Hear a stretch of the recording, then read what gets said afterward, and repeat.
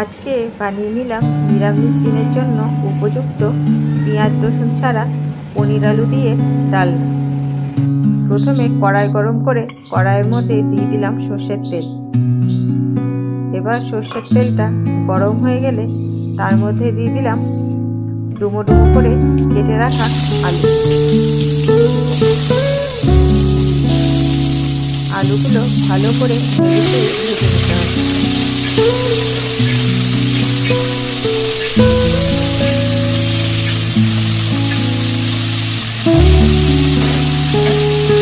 ঢাকা দিয়ে আলুগুলো ভাজবো কিছুক্ষণ। আলুগুলোর গায়ের ওপর লাল লাল রং ধরে গেলে আলুগুলোকে তুলে রাখতে হবে।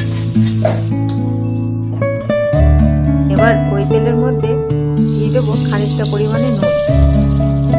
এবার দিয়ে দেবো পনির, চৌকো করে কেটে রাখা পনিরগুলো। তেলের ওপর নুন দিয়ে পনির দিলে পনিরগুলো কড়াইয়ের মধ্যে ফুটে যায়। এবার পনিরগুলোকে উল্টে পাল্টে ভালো করে ভেজে নিতে হবে।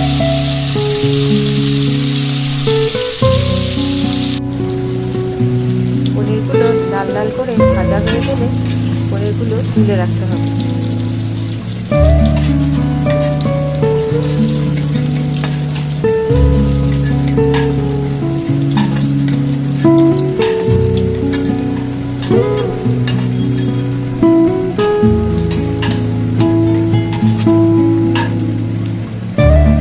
এবার ওই তেলের মধ্যে দিয়ে দিতে হবে দুটো শুকনো লঙ্কা, দুটো তেজপাতা আর কিছুটা গোটা জিরে ফোড়ন। ফোড়নটা ভালো করে ভাজা ভাজা করে নিয়ে এর মধ্যে দিয়ে দিতে হবে আগে থেকে বেটে রাখা জিরে আর আদা। আদা জিরে বাটা ভালো করে কষিয়ে নিতে হবে। ভালো করে কষানো হয়ে গেলে এর মধ্যে দিয়ে দিতে হবে খানিকটা টমেটো পেস্ট। টমেটো পেস্টটা ভালো করে জিরে আদা বাটার সঙ্গে কষিয়ে নিতে হবে। এবার দিয়ে দিতে হবে পরিমাণ মতো নুন, শুকনো লঙ্কা গুঁড়ো, পরিমাণ মতন হলুদ আর বেশ খানিকটা কাশ্মীরি লঙ্কা রং হওয়ার জন্য। এবার গুঁড়ো মশলাগুলো ভালো করে কষিয়ে নিতে হবে।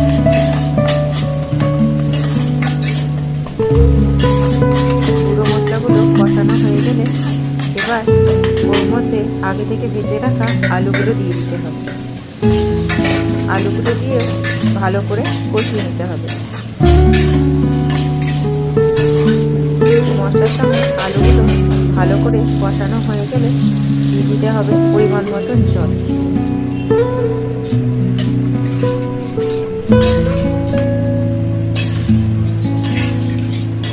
জল দেওয়ার পর ঢাকা দিয়ে আলুটাকে সিদ্ধ হতে দিতে হবে।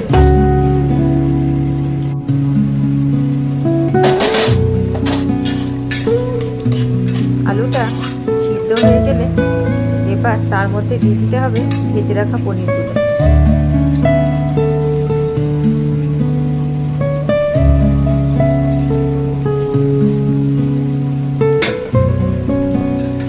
পনিরগুলোকে খুব ভালো করে ঝোলের সঙ্গে মিশিয়ে নিতে হবে। এবার ঢাকা দিয়ে কিছুক্ষণ ফুটতে দিতে হবে। পনিরগুলো ভালো করে ঝোলের সঙ্গে মিশে গেলে এর মধ্যে দিয়ে দেবো কিছুটা চিনি। চিনি দিলে খাবারের স্বাদটা খুব সুন্দর ব্যালেন্স হয়।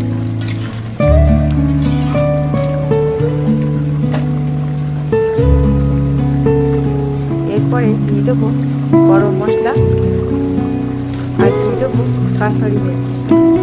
কাসুরি মেথিটা একটু হাতের মধ্যে ডলে দিয়ে দিতে হবে, তাহলে কাসুরি মেথির গন্ধটা খুব সুন্দর বেরোবে।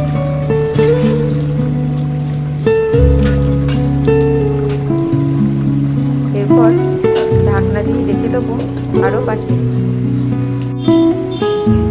5 মিনিট পর ঢাকনা খুললে দিয়ে দেবো গ্রেট ইনগ্রিডিয়েন্ট, যেটা দিলে খাবারের স্বাদটা আরও দ্বিগুণ বেড়ে যায়।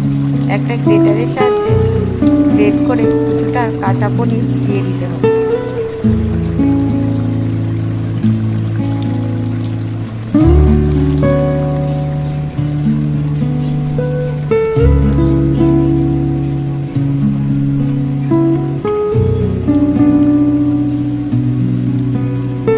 এই পনির আলুর ডালনাতে কাঁচা পনির এরকমভাবে বেশি গ্রেট করে যদি দেওয়া হয় তাহলে খাবারের স্বাদ আরও বেশি বেড়ে যায়।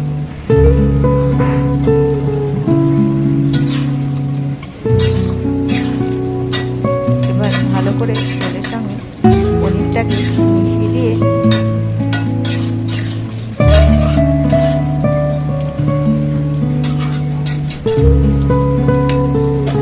তারপর গ্যাস বন্ধ করে দিলে রেডি হয়ে যাবে আমাদের পনির আলুর ডালনা। এবার নামিয়ে নিতে হবে। দেখুন কেমন হয়েছে দেখতে, যেমন খেতেও সুন্দর সেরকম দেখতেও সুন্দর। প্লিজ আপনারা একবার নিরামিষ দিনে এই রান্নাটা ট্রাই করবেন।